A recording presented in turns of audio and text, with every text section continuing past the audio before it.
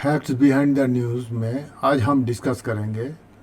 कुछ ही दिन पहले एक न्यूज़ जो वायरल हुआ था 8 पे कमीशन का लेके उसका बारे में।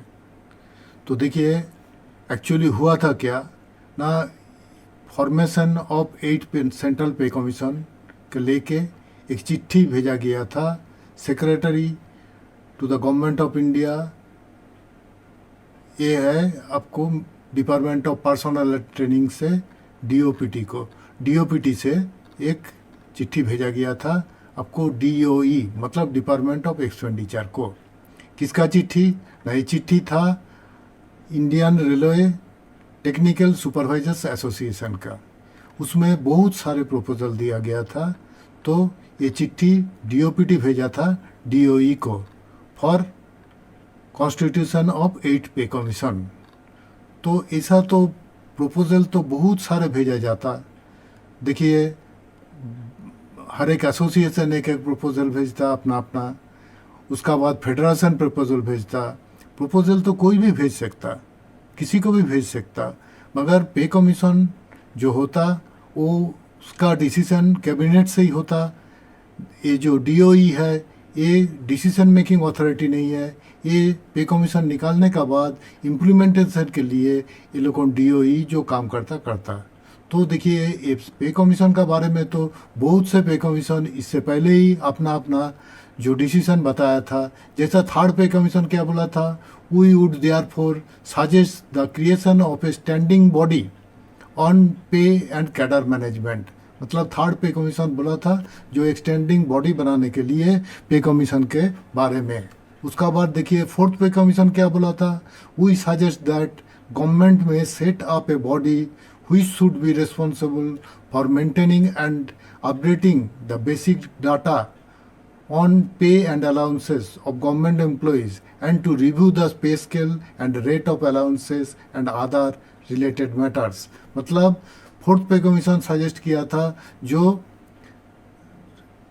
एक बॉडी मेंटेन करने के लिए माने कॉन्स्टिट्यूशन के लिए जो ये गवर्नमेंट वर्कर का अलाउंस एंड बेसिक ये सब का बारे में अपना रिव्यू करेगा। अच्छा, उसका बाद फिफ्थ पे कमीशन क्या बोला था, the commission has recommended that pay revision should be in future be interested to a permanent pay commission. मतलब एक परमानेंट पे कमीशन क्रिएट करना चाहिए जो लोगों ने पे कमीशन का बारे में डिसाइड करेगा। थर्ड पे कमीशन क्या बोला था, the fifth commission CPC had also recommended that the date of implementation of the recommendation by the sixth Central Pay Commission should be predetermined as 1/1/2006। मतलब जैसा 1/1/2006 में हुआ था वैसा प्री मतलब पहले ही ये डिटरमाइन कर लेना चाहिए। और सेवन्थ पे कमीशन क्या बोला, it is suggested that this should be made the basis for revision of that matrix periodically without waiting for another pay commission।